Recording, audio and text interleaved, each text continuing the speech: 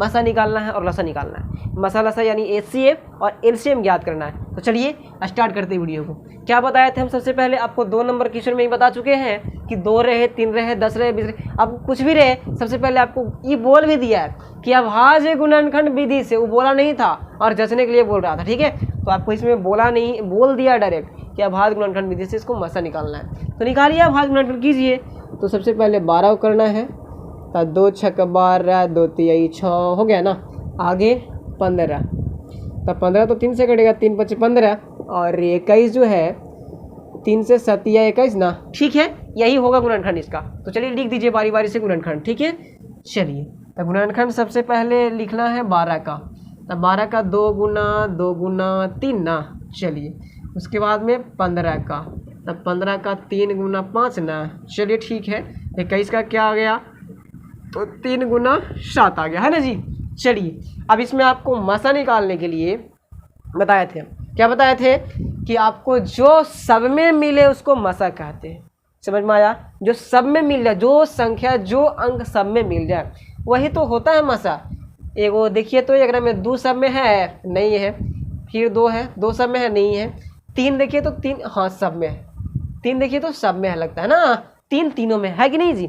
चलिए तो आपको ऊपर ही से मिलाना है, 2 सब में नहीं है, 2 सब में नहीं है, 3 है ना, नहीं है, देखो यहाँ से ये वाला, यहाँ से, माने कि 3 जो है आपका मसा है। क्या है, तो मसा बराबर जब बोलेंगे हम तो क्या हो जाएगा, मसा यानी कि HCF बराबर क्या हो जाएगा, तो सब में कौन मिला, तो 3 मिला, यही तो मसा है।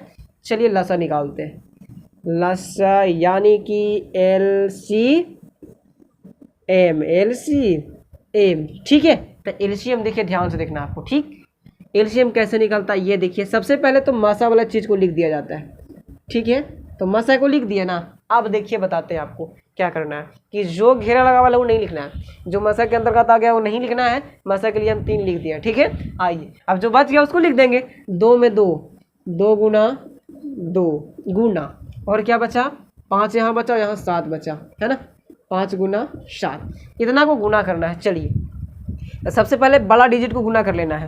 तो 7 पचे 35, 35 ना, 35 दूना 70, 70 दूना, देखिए यहाँ से करते हैं, 7 पचे 35, 35 दूना 70, 70 दूना 140, 7 दूना 14 होता है ना 140, तो 140 में 3 से गुना कर देना है आपको, ठीक है।